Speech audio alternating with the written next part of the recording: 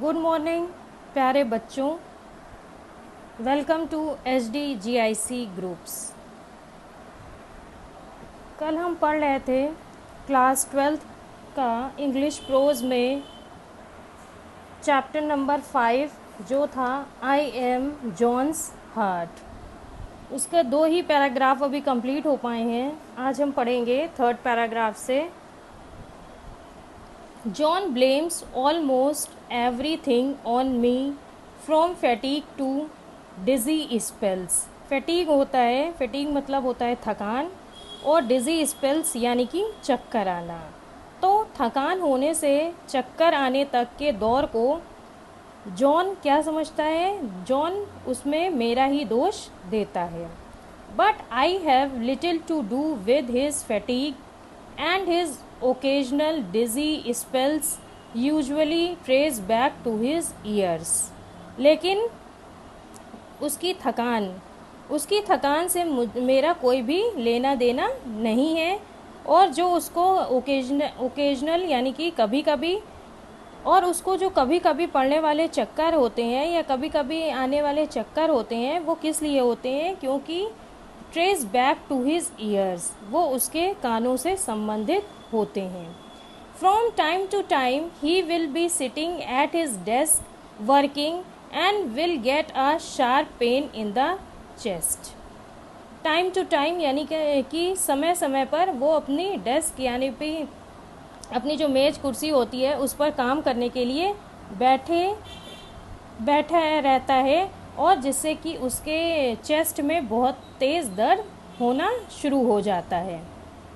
He fears that he is about to have a heart attack, और तब उसको ये फेयर या इसको वो डर लगने लगता है कि उसे हार्ट अटैक यानी कि उसको दिल का दौरा पड़ने वाला है। ही नीड नॉट वरी, उसे चिंता करने की ज़रूरत नहीं है।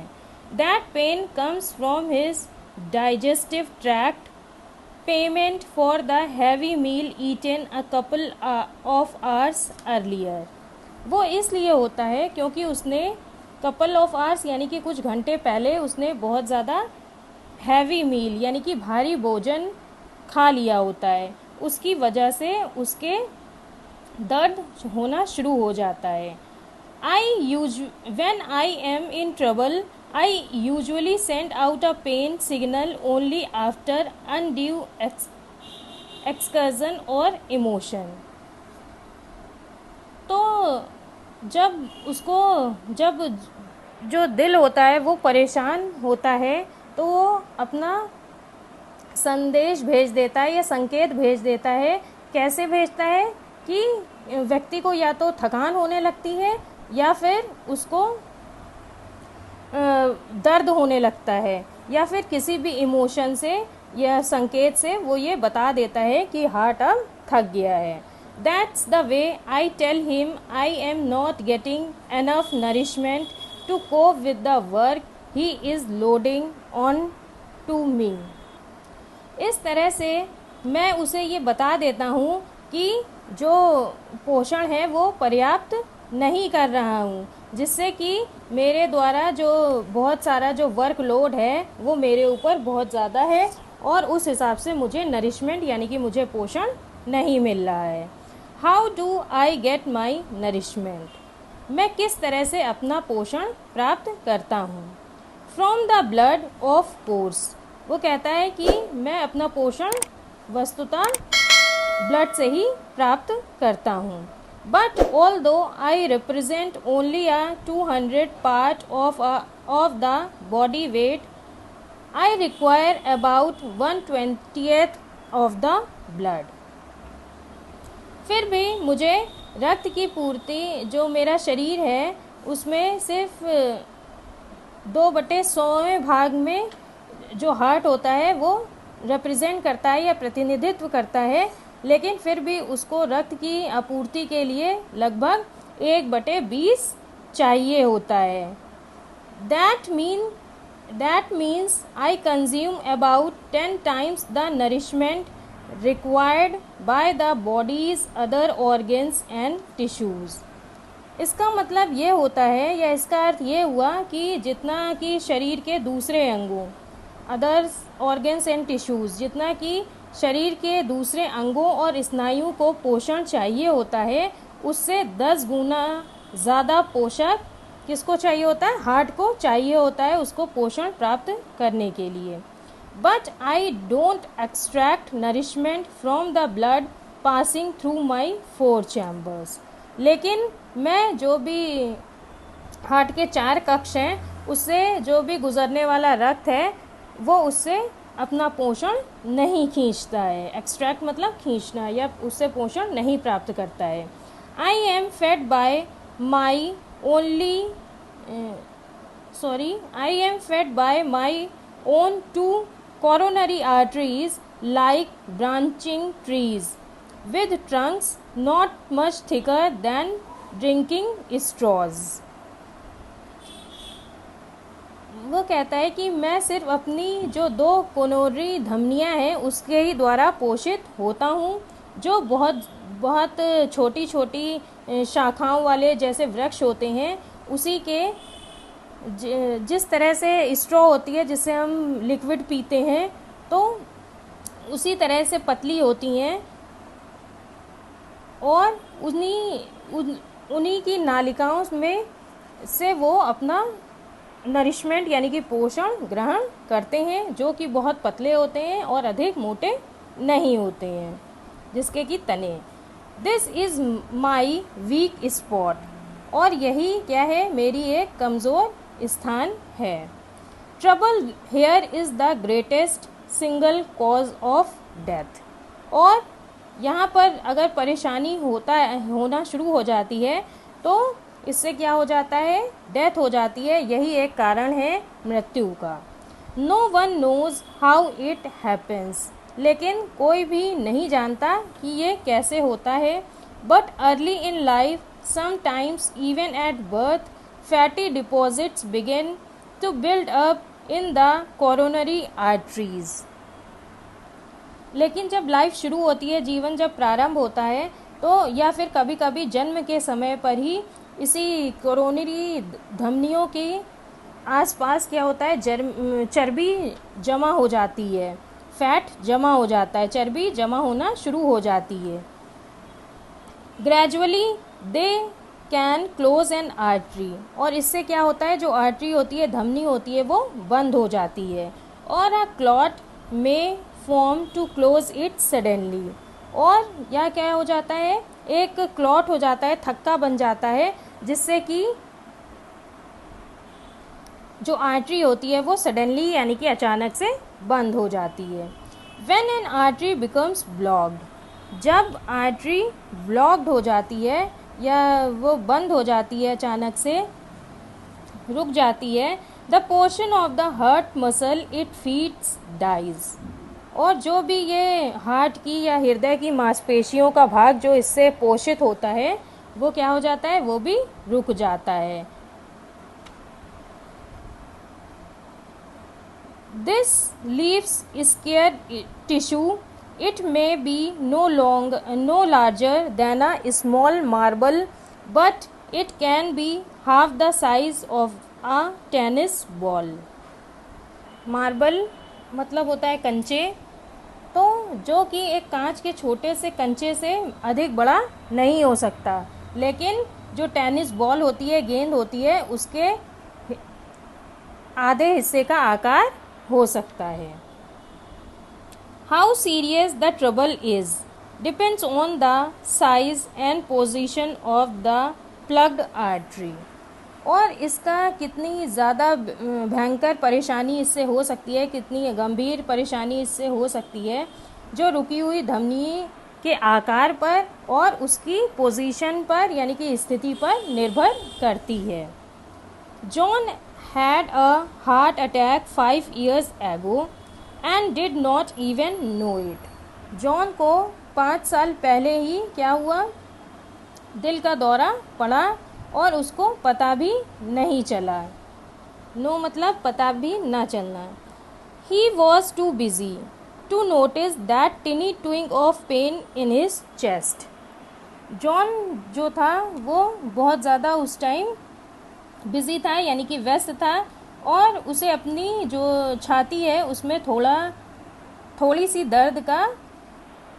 सा दर्द भी नहीं पता चला, एहसास नहीं हुआ। The artery that clogged was a small one on my rear wall. और जो आर्टरी थी, धमनी थी, वो रुक गई थी, वो अवरुद्ध हो रही थी, जो कि पोषण करने वाली दीवार पर एक बहुत छोटी सी धमनी है। I took me 2 weeks to sweep away the dead tissue and repave the area with a scare not much larger than a pea. तब जो हार्ट होता है उसने जो अपने डेड टिश्यूज़ हैं या मृत टिश्यूज़ हैं उसको हटा दिया या उसको साफ़ कर दिया, और जहाँ पर घाव हुआ था उस जो मटर के दाने के जैसा क्षेत्र था उसके बराबर का आकार का था, उसी को हार्ट ने 2 सप्ताह में भर दिया। रिपेव यानी कि फिर से भर दिया, फिर से सही कर दिया। John comes from a family where heart disease has occurred often, so statistics say that I am going to give him trouble too. जो जॉन की फैमिली है, जॉन एक ऐसे परिवार से संबंध रखता है जहाँ पर दिल के रोग जो हैं वो सभी को हो जाते हैं अक्सर, इसलिए स्टैटिस्टिक्स यानी कि आंकड़े ये कहते हैं कि मैं भी इसको परेशान करता ही रहूँगा। Of course he can not do any thing about heredity, क्योंकि हेरिडिटी का मतलब होता है वंशानुक्रम। वंशानुक्रम के अनुसार वो हृदय उसका कुछ भी नहीं कर सकता। But he can do a lot to minimize the risk, लेकिन वो ये कर सकता है कि जो रिस्क है, जोखिम है, उसको कम कर सकता है।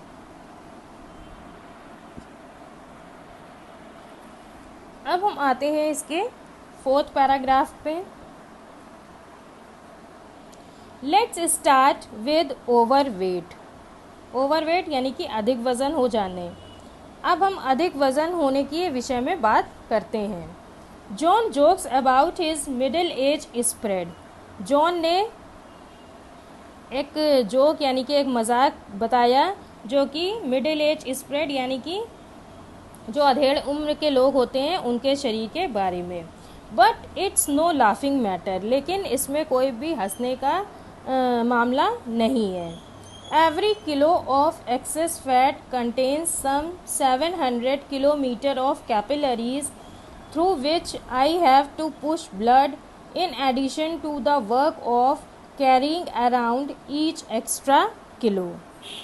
जो फैट होता है, एक्सेस फैट, तो जो चर्बी का जो अतिरिक्त चर्बी होती है उससे जो किलो भार में लगभग 700 किलोमीटर तक की लंबी कोशिकाएं होती हैं,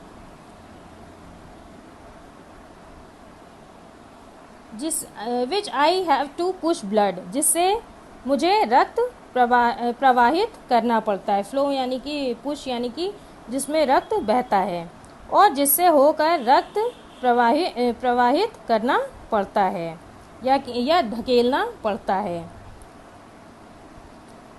इन एडिशन टू द वर्क, और इस कार्य के अतिरिक्त बहुत सारा ईच एक्स्ट्रा किलो, और अतिरिक्त किलो भार के लिए चारों ओर ले जाने के लिए ये कार्य करना पड़ता है। That brings me to John's blood pressure. ये मुझे क्या याद दिलाता है? जॉन के ब्लड प्रेशर यानी कि रक्त दाब की ओर ले जाता है, जो रक्त दाब होता है उसकी ओर ले जाता है। It's 140/90 the upper limit of normal for his age. और ये रक्त दाब होता है 140/90, जो जॉन की उम्र के लिए सामान्य और उच्चतर सीमा होती है। 140 हो गया मैक्सिमम और 90 हो गया minimum. The 140 measures the pressure I work against while contracting. 140 रक्तदाब एक माप है, मेज़र है, जिससे जब वो सिकुड़ता है तो उस टाइम पर 140 माप होनी चाहिए। And the 90 is the pressure while I am resting between beats. और जब बीच में जब हार्ट आराम करता है या धड़कनों के बीच में जब आराम कर रहा होता है तो उस टाइम पर 90 होना चाहिए ये दाब। The lower figure is the more important. और जो नीचे वाली संख्या है यानी कि 90 जो वाली जो संख्या है वो बहुत ज़्यादा इम्पॉर्टेंट है। The higher that figure rises the less rest I get. और जब ये संख्या बहुत ज़्यादा बढ़ जाती है तो हार्ट को काम करने के लिए या आराम करने के लिए बहुत ही कम टाइम मिलता है। And without adequate rest a heart simply works itself to death. और बिना पर्याप्त रेस्ट यानी कि आराम के जो हृदय होता है वो किस तरफ चला जाता है, मृत्यु की तरफ चला जाएगा। There are a lot of things John could do to get his blood pressure down to safer levels. यहाँ पर बहुत सारी चीज़ें होती हैं या बहुत सारी आवश्यकताएं होती हैं जिनसे कि हम लोग ब्लड प्रेशर को कम कर सकते हैं या नीचे बनाए रख सकते हैं, जिन्हें जॉन कर सकता है। The first is to get rid of excess weight. इसमें से सबसे पहला है कि हमेशा जो है वो हमें अधिक वज़न से बचना चाहिए। He would be surprised at the drop in blood pressure that would follow. और बाद में उसे जो भी ये रक्तदाब में आने वाली जो कमी है उसे क्या होगा, सरप्राइज्ड होगा या फिर आश्चर्य होगा या अचंभा होगा। Smoking is another thing. और दूसरी बात क्या है कि धूम्रपान। John smokes 40 cigarettes a day. John एक दिन में 40 सिगरेट पीता है।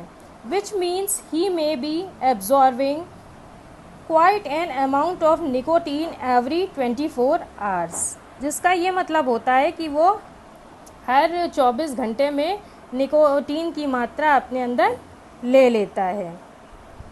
This is pretty violent stuff. और ये बहुत ज़्यादा क्या है, वॉयलेंट यानी कि हानिकारक, स्टफ़ यानी कि पदार्थ, बहुत ही ज़्यादा हानिकारक पदार्थ है। It constricts arteries. ये धमनियों को सिकोड़ देता है। कॉन्स्ट्रिक्ट्स मतलब सिकोड़ देना। Particularly in the hands and feet. कहाँ कहाँ की धमनियाँ सिकुड़ जाती हैं, इससे हाथों और पैरों की जो धमनियाँ होती हैं वो सिकुड़ जाती हैं। Which raises the pressure against which I must work. जिससे जो रक्त दाब होता है, प्रेशर होता है, दाब होता है, वो बढ़ जाता है और हार्ट को उसके विरुद्ध काम करना पड़ता है।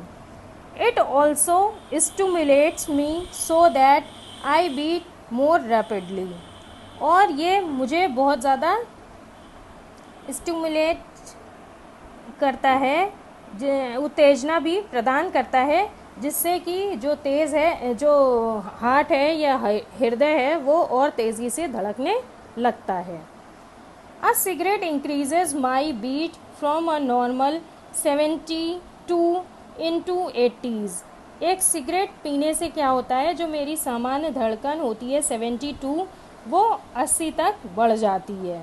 John tells himself that it is too late. और जॉन बताता है कि धूम्रपान का त्याग करना बहुत ही ज़्यादा इसमें मुश्किल है, इसमें बहुत ज़्यादा देर हो गई है। That the damage is done. अर्थात हानि या डैमेज हो चुका है। But if he could get rid of constant nicotine stimulation things would easier for me. लेकिन यदि वो फिर से ये सब निकोटीन से जो भी मिल रहा है उससे मिलने वाली जो स्टिमुलेशन यानी कि उत्तेजना है उससे पीछा छुड़ा लेगा। That would be easier for मी, तो मेरे लिए बहुत सी बातें क्या हो जाएंगी, आसान हो जाएंगी। आई थिंक आपको ये पैराग्राफ अच्छे से समझ में आ गए होंगे। इससे रिलेटेड कोई भी क्वेरी क्वेश्चन है आपको या कोई भी प्रॉब्लम है तो आप कमेंट बॉक्स में लिखकर पूछ सकते हैं। Till then goodbye and take care. अब हम मिलते हैं नेक्स्ट वीडियो में, इसी लेसन को कंटिन्यू करेंगे पार्ट 3 में। अभी ये लेसन कंप्लीट नहीं हुआ है। आप इस चैनल को सब्सक्राइब ज़रूर कर लें और वीडियो पसंद आए तो लाइक ज़रूर करें। धन्यवाद।